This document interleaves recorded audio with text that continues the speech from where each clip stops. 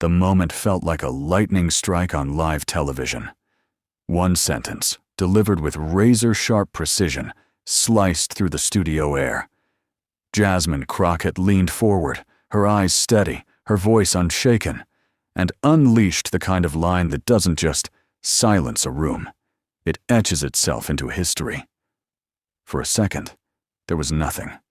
No applause, no chatter, no snarky comeback.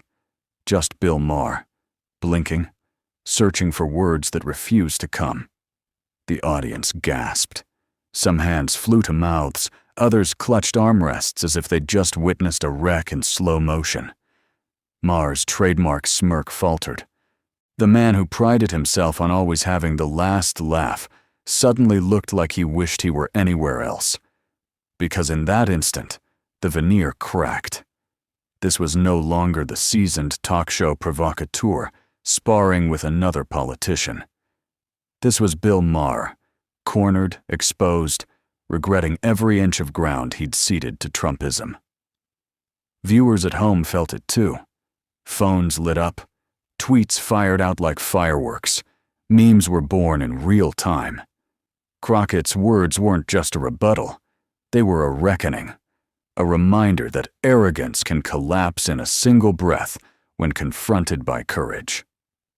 America had just witnessed a takedown so brutal that even Bill Maher seemed to regret ever sharing common ground with Donald Trump.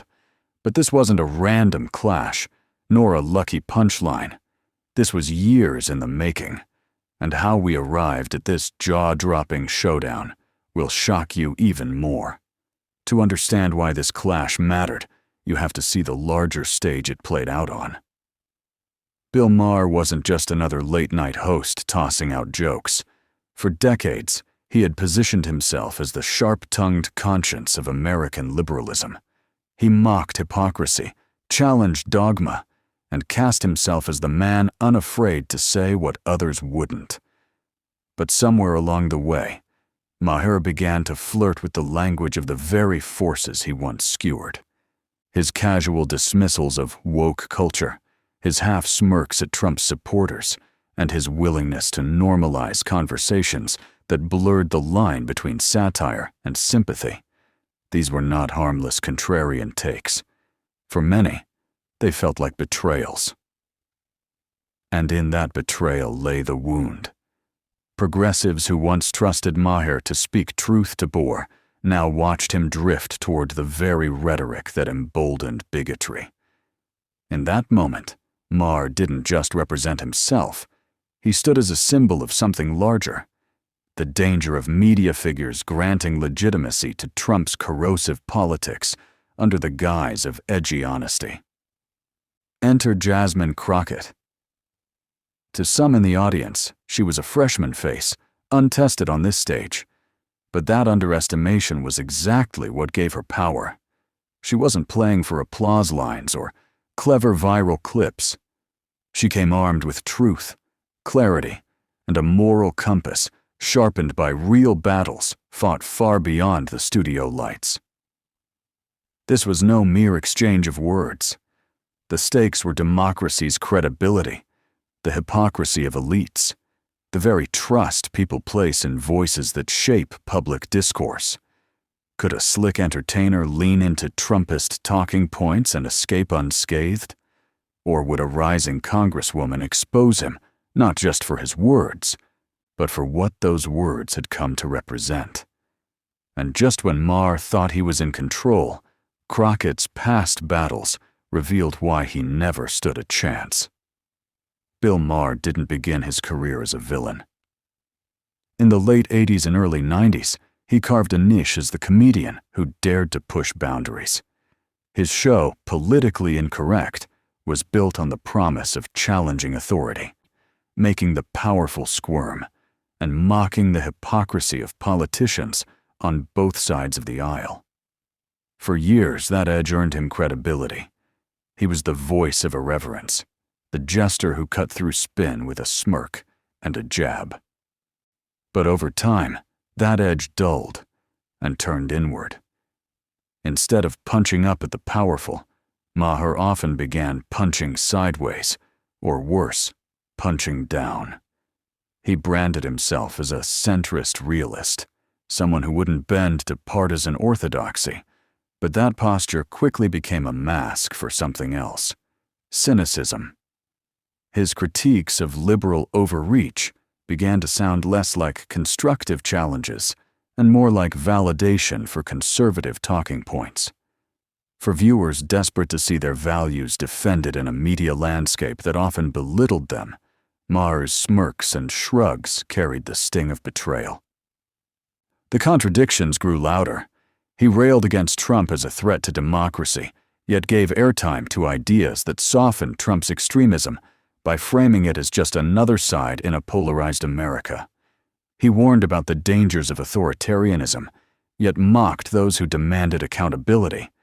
He positioned himself as a truth-teller, but his truth increasingly resembled elitism: detached, comfortable, insulated from the struggles of ordinary people. And it was that elitism that made him vulnerable. Because while Maher lived in a bubble of studio applause and HBO security, millions outside that bubble felt the heat of Trump's policies, the sting of racism, the weight of inequality. To them, Maher's contrarian takes weren't just jokes. They were blind spots, painful reminders that even supposed allies could normalize harm when it suited their brand.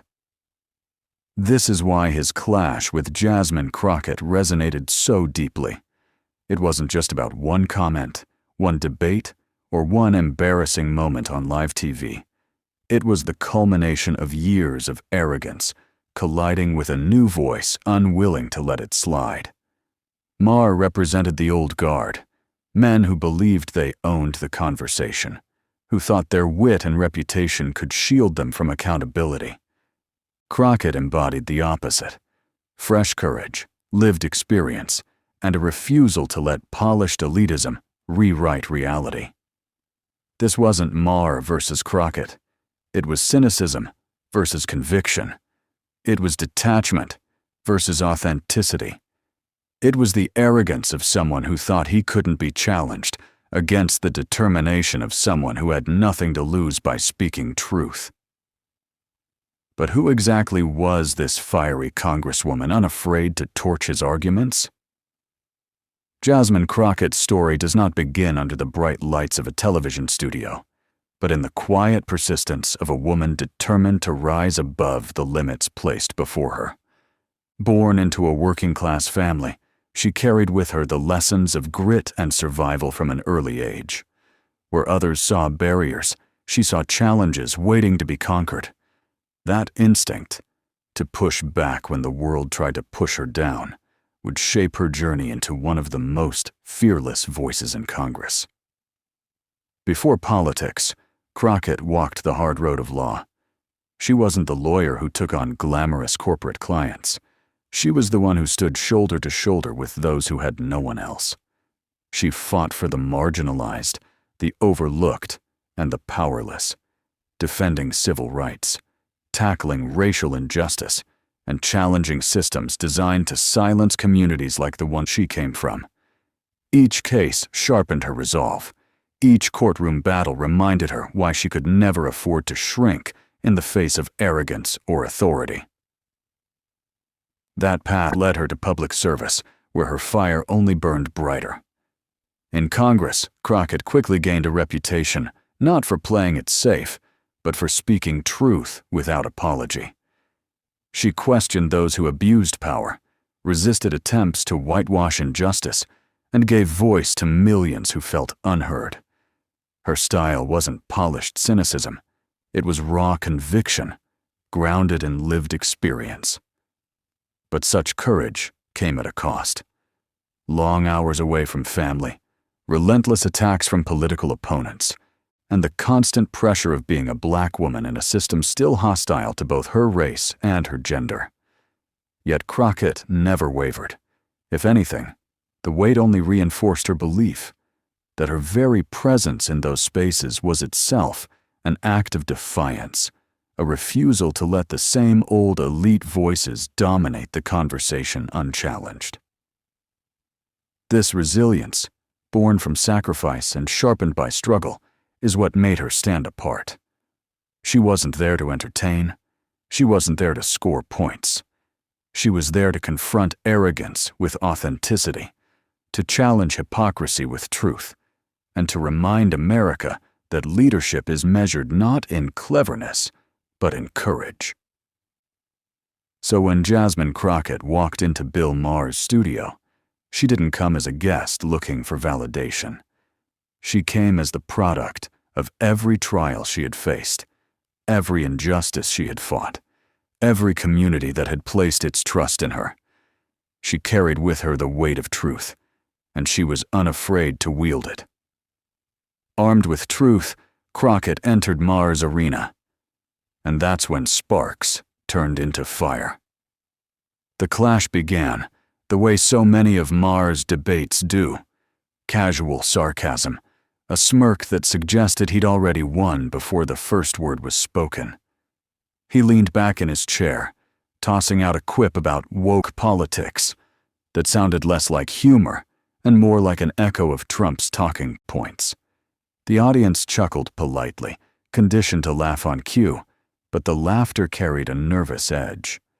Something about the moment felt different. Jasmine Crockett didn't flinch. Where others might have deflected with politeness, she leaned in. Her voice cut through the haze of smugness with sharp precision. "You can dress it up as comedy," she said, "but when your words start aligning with Trump's excuses, you're not being edgy. You're being complicit." The room stirred. A ripple passed through the audience, half shock, half thrill. Maher's smirk twitched. He tried to parry with another dismissive jab, this one aimed at the so-called fragility of progressives, but Crockett was ready. Each time he tossed out a line, she dismantled it with calm logic, backed by lived experience. Her rebuttals weren't just facts. They carried weight, the kind of authority born not from privilege, but from struggle.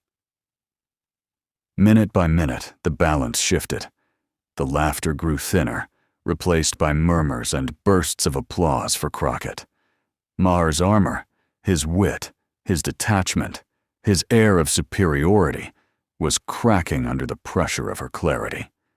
The more he tried to regain control with sarcasm, the more it became clear he was losing it.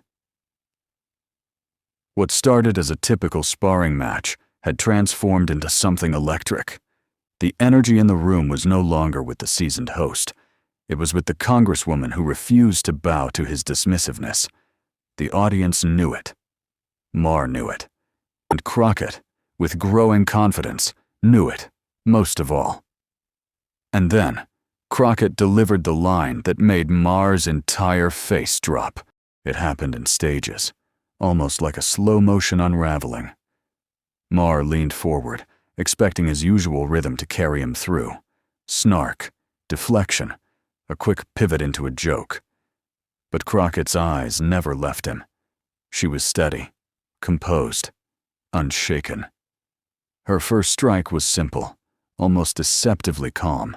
"Bill, you can roll your eyes, but facts don't bend to your punchlines." The audience stirred, a mix of laughter and applause. Maher forced a grin, tried to wave it off, but she pressed on. One fact, then another, landing like punches.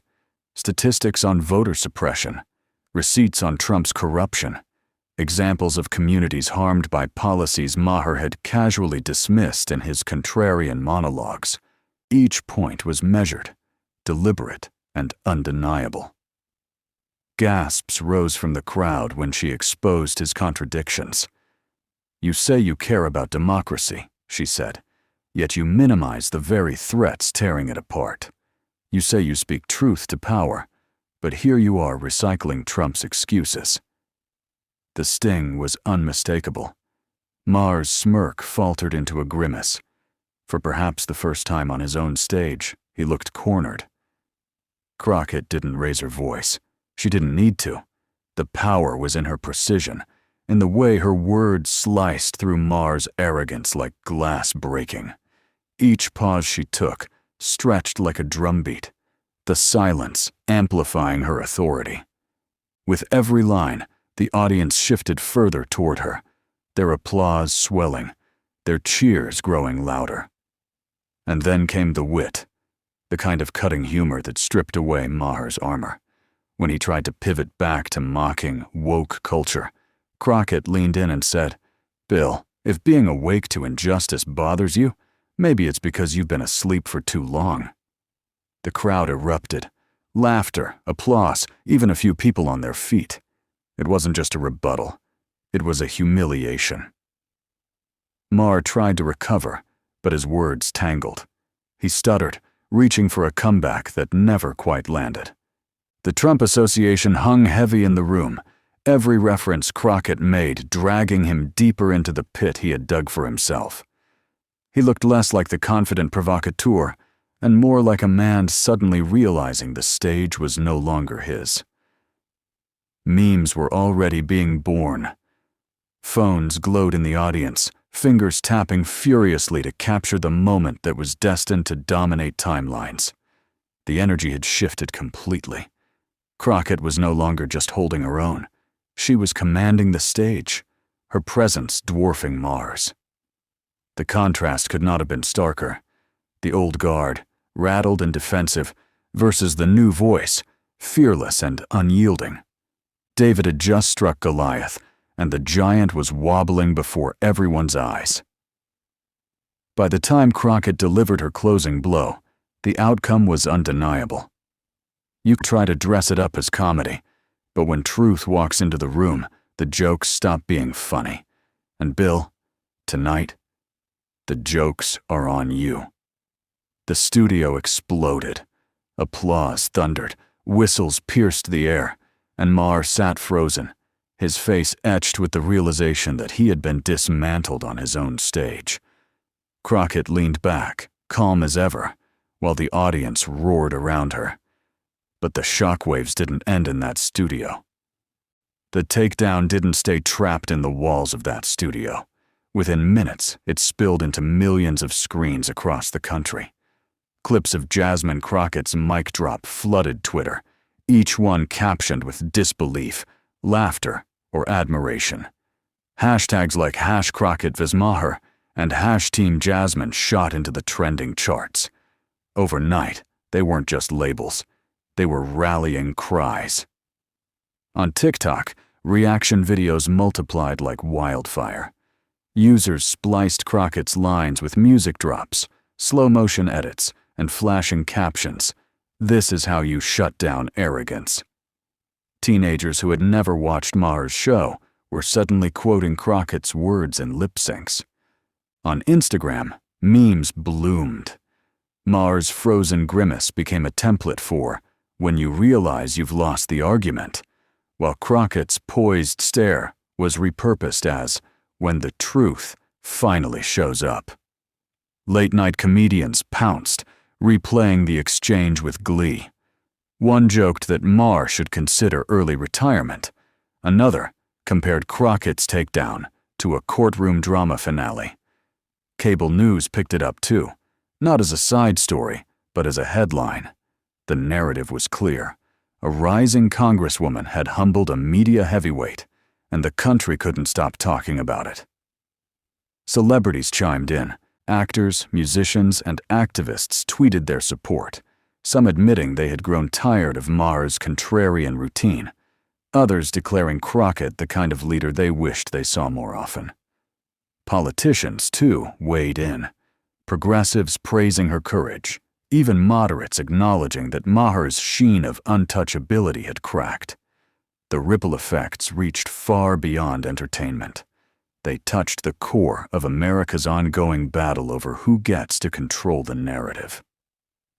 For everyday viewers, it felt like vindication. People who had long rolled their eyes at Maher's elitist jabs finally felt seen. Communities that had endured mockery or minimization watched one of their own push back and win. The validation was electric. This wasn't just Crockett's victory. It was theirs. Sharing the clip became a statement of identity, a way of saying, "I stand with truth, not arrogance. And the more it spread, the bigger it grew. College campuses replayed it on projectors.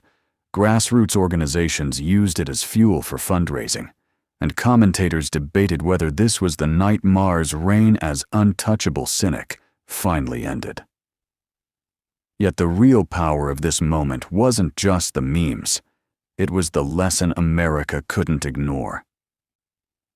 When the storm of laughter and applause finally quieted, Crockett didn't bask in the glow of her victory. Instead, she did something far more powerful. She reframed the clash into something bigger than herself. With composure, she reminded everyone listening that debates aren't about egos or one-liners. They're about what kind of country America chooses to be. She spoke of dignity, of the need to treat truth as more than entertainment. She warned against cynicism, the poison that convinces people nothing matters, that injustice is just politics as usual. And without naming him outright, she drew the line back to Trump, making it clear that arrogance and deceit cannot be laughed away. They must be confronted, challenged, and defeated. Arrogance can fill a room, she said, but dignity can change a nation. It wasn't just a rebuttal to Maher. It was a manifesto for anyone who had ever been dismissed, mocked, or silenced. Her words carried the weight of lived struggle, but also the light of possibility. In that moment, Crockett's voice became more than her own. It became the voice of America's future, unafraid, unapologetic, unwilling to compromise truth for applause. For those watching, the feeling was undeniable. Pride, vindication, and a quiet sense of hope that maybe the tide was finally turning. And as Maher sat in silence, Crockett left the audience with a message that would echo far beyond the studio. Justice is louder than cynicism, truth is stronger than arrogance, and dignity will always outlast a punchline. And that's why this takedown will be remembered long after the cameras stopped rolling.